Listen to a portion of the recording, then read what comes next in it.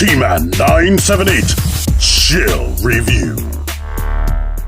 Hello everyone, T-Man 978. Right now I'm going to be reviewing BADCUBE's Old Timer series, STEAMROLL. We know it's Sideswipe. He's supposed to be Generation 1 Sideswipe. BADCUBE's packaging is always minimal. They don't even show the actual toy. But here's this. And if you want to read any of the English that is on here, here it is. It says the same thing on the bio card. Like they always do, they give you a comic book style card and they give you an old school Masterpiece style card. Here's what they look like on the back. They always have a lovely, beautiful instruction manual that has all types of art in there. The instructions are very well made out, and they always have concept art and whatnot. The wackest thing about the packaging, both of them have the same clamshell. As you can see, it has the cutout for the light bar. Both of them look exactly the same, but notice there's no placement for the accessories. They just come in baggies and whatnot. So it's like this Jetpack was in its own little separate Ziploc bag, just rattling around in there, and one of the wings was hanging off. I don't know how it's made out of a decent enough plastic, but I thought that was really crazy that they were just in plastic baggies rattling around. But any old who, STEAMROLL, aka Sideswipe, who will be known as Sideswipe for the rest of this review, looks nice. Painted well. It's a nice solid car. It has rubber tires. This is what it looks like under the bottom. The gun stores under there. It actually hides into the body. So that is cool. They took a minimal approach right there as far as the color scheme. Like these are pretty much exactly 1-to-1 as far as size, but as you can see, they put more black on it like the real life car, whereas this went with the cartoon accuracy. You put the red line right there. Here's what they look like in the back. Of course, there's no Lamborghini logos type stuff, but there still is gappage right there in the middle. I need to look up this real car to see how that is. But this stays together a lot better, and it has the same features that this guy has. And Sunstreaker doesn't have diecast, but Sunstreaker is heavy. I mentioned that in his review. He feels like he has diecast. Here's their comparison. And just like this guy has special car mode features, this one does too. You can open up the doors to reveal robot kibble. You can open up this hood, which is difficult. There we go. I'm glad I didn't cut the nails on this hand all the way. But you see his engine, aka his open head, and the lights open up just like Sunstreaker, but you have to detach these wheels from this part, move them out of the way basically, and there's like a little lever here that you need to basically push it down, and then you can get the lights up, and then you have to put the wheels back. I mean, that's a lot to go through to get these lights up, so I don't know how often you're going to be using that feature. Sometimes these lights won't push down flush, but you can push up on the wheels and alter them, so that's alright. As you can see, this tinted, you can see his little missile launcher in there, but I like him. He's good.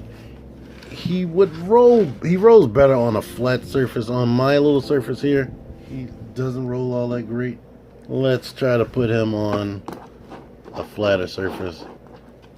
Maybe if I put the wheels in accurately. There we go. That might have been the problem too. Transformation. Oh boy. First thing you want to do is open this up. Get that up. Then we can raise this up off of there. Go ahead and slide the spoiler there on a slider. So slide that across, slide that across. detach this from there on both sides, and then we can rotate these out to the side, which will make that gun fall out. It actually has like a little peg on the end that goes right up into the gooch. I learned it from Shattermist. At this point, you can pull this down like that, make his gun, put that to the side. Now we can lift this up like that, separating this part of the leg. Now this part, we can rotate it this way so that we can get this out of the way here. Now open this up and bring the heel spur around that way. And I know this is convoluted, but we bring this around right here. Now we can go ahead and lift the foot up like that to make it take its shape. Go ahead and bring this out, rotate that in, and bring this together. Wait, bring this together over top of this little white part and peg that in. Same stuff over here. Up here we can go ahead and detach that on both sides. Bring it up, bring it up. Detach this here and just bring that out like this right here. Now we can bring these wheels like that. Bring this down, flip this panel up, and there's a panel on the back of his head. It's on like a double hinge. Basically, the two sides right here, we need to fit that, bend it in such a way. It's very difficult, I'm gonna be honest with you. You have to bend it and put it into the back of the head. Now we can slide this that way and rotate his head that way. And go ahead and rotate this way. Leave that like that for now. Pull this down to remove this part. Pull that down over there. And now we got that freed up. Slide that together right there. Now we detach these. When you're transforming it on your first try without the instructions, you'll be like, darn, how am I going to remember to do all that? But now, slide this up to here, slide that up to there. But going back, I went back without the instructions and I was alright. I'm going to move these up while bending this down like that. Before moving this up, make sure that these little red things right here are folded into this space. They definitely get in the way. Now move this up and over, and that puts that into place. Before bringing this down, go ahead and lift this up out of here.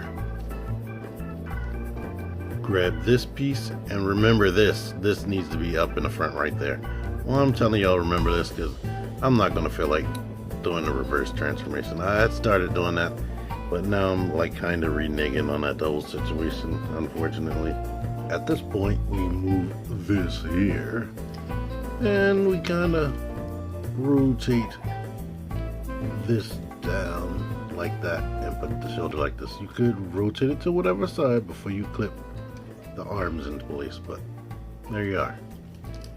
Now, this peg right here goes in here, and this peg goes in there, right there, like that, right there. Over there.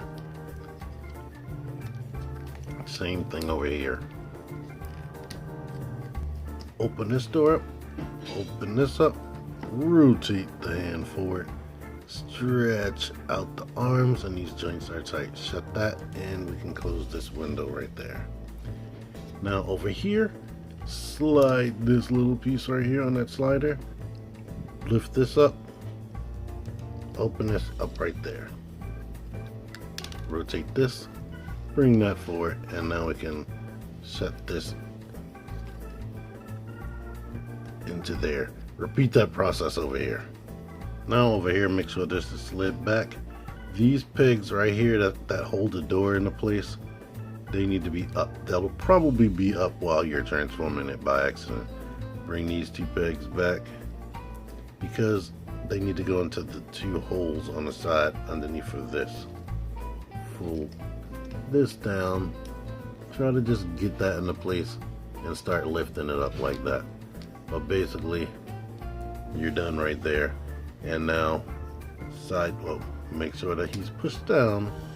But now, Lambo, Sideswipe, Steamroll, he's a robot. Yeah. I keep trying to call him his official name. Anywho, I like him. He's way more cartoon accurate. The chest is smaller and more proportionate, but he is very lanky. I know that's accurate on some episodes of the cartoon, but that does take some getting used to. Depending on the angle you look at him, it kind of looks like, at first, when you first transform this guy, it looks like he's all chest, just like the original G1 toy. So that took some getting used to, because it's kind of weird how this doesn't really feel connected. But once you play around with it and start posing them, for me anyway, once I started posing him, all that went out the window. And let's get into that posability, because you see what he looks like. If I have any complaints or anything that I wish was different, yeah, how this connects, I wish that actually like kind of clamped together. But the actual, no, I'm not even gonna say the real official looks worse. I kind of like the way the real official's back looks a little bit more. The knee right here, that doesn't connect. That when I first saw that bugged me, but now in person and after posing it and whatnot, I don't care about that. And the way this foot is, if they found a way to make the feet look more natural, the knee look more natural, that would have been better. But let's get into the articulation. The head, and yeah, this does not stay into place. They should have put like 2 little tabs in there to keep that down. But when you manipulate it, it will move. But he can look up that much and down that much, and of course rotate. It's on like just the hinge, so you're not gonna get any like head tiltage. Arms go out to here. They rotate like this on the ratchet, and these shoulders stay into place. They don't look like they would, but they do. Bicep swivel, double jointed elbows, and you can reposition the arms like they look really long, but of course you can just push that back to fit your liking and whatnot, and have the arms bend like that if you want. So that's cool. Of course this rotates, and all the fingers open up on a base hinge. Waist rotation, knees kick up super high. Thigh rotation, they go out to the side, not all the way straight. They go all the way back. Knees bend. They would bend more than 90 degrees if that little piece of glass or plastic, transparent plastic, didn't block it. The feet go down, go all the way freaking up. This is spectacular for posing. And they swivel, which is also spectacular for posing. And ultimate ankle pivot. Like, I was thinking, man, he doesn't have 90 degrees worth of bend in the knee. That's going to be a problem. But no, with these hips and that ankle pivot, you don't even got to worry about the 90 degrees of bend. This tilts up, tilts down, it can rotate out and whatnot, and of course swivel to the other side like I showed you. He doesn't have like a real ab crunch, or it doesn't look like a real ab crunch because of the way the backpack comes together, but you can rock him forward, and that's about as much as Sunstreaker goes in. And since this is movable, you can move that forward. So if you want him to crunch a little bit, you can do that from the front. He can even crunch back, but he might get a little bit of gappage right there. So that's all you got to worry about. He holds the weapons just like all Masterpiece cars hold weapons. Now, I would have liked it if the gun was a taste bigger, but it does the job. He comes with all types of hand accessories, so let's get into that. Basically, open this door, turn the hand this way, open, and shut it in like that. Now close that. Each one of these weapons have peg holes. It's self-explanatory. Here he is with these pile drivers right here. Then he has these. I guess he must have had all types of pile drivers in the cartoon. Then he has these black ones reminiscent to the ones you got with the official Sideswipe or Lambor. And then there was the time he used the drills, so. All this reminds me of Transformers Devastation 2, so that is very cool. These weapons are very reminiscent. Or maybe Transformers Devastation did the same thing this toy is doing, use stuff that he did in the cartoon. Before we switch out, here's a close-up on his face, and I admit from the front right there that does look weird, but from every other angle it looks like it's supposed to look, at least to me. But that's his basic face. Open this up, or open this flap up. Maybe it's best to turn the thing around, slide it, and then grab at this clip right there that was difficult to get in. Okay, now we can lift this up, and now we can get at this face right there. That was way more difficult than it. Maybe, I'm not going to say it's difficult than it should be, because we don't want the faces popping clean off. But we do want to be able to get the daggone face in there. Hold on. If I'm not mistaken, I believe you can put the red alert or recon faces on him, but I'll do that in the recon review. But this is a good option too, where it looked like he's either scared or he's about to attack somebody. His final accessory, which I almost forgot about, this jetpack right here. Getting the backpack on, I find that this rocket launcher gets in the daggone way.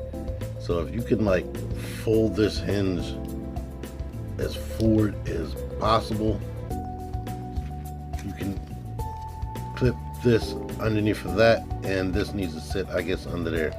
So try at the top first, make sure the rocket launcher is under there. Maybe push both fingers under there to make sure that's under there, but it's on there. Make sure this is straight down as well, of course. But now it's on him and he can fly, but unfortunately he can't look up that much, so yeah, you have to do flying poses like that. So I honestly feel like this was more designed for this dude over here than actually STEAMROLL. You need to pull this peg out like that, make sure he doesn't have his gun stored, and shove that in there. And basically now Prime has the rocket pack, and the color match isn't that far off, like not in these lights anyway.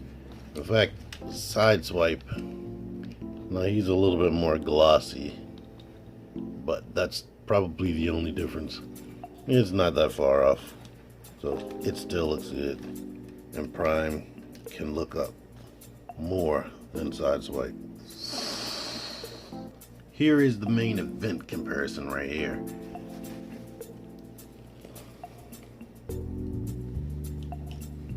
can see through his body. So the side profile is a little bit better, except the big gaping hole through the body. And here is the back. But this Sideswipe, I'm not gonna say is a bad toy. Did I feel happy for the price I paid for it? No. Barely comes with any accessories, and the articulation is limited as crap. And the car, this blows this car away. Because the car doesn't look right at all with those panel gappage and whatnot. It does not come together as a cohesive car. Also, I like tune accuracy a lot. The first Masterpiece figures at the MP10 that were coming out were good, but now the newer ones that are way more cartoon accurate, I love that.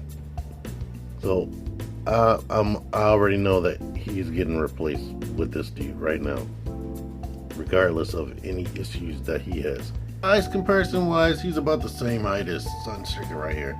Now, it looks like he's a little bit taller, but that may be the way the chest is shaped. But from what I'm looking at, their eyes are on the same level.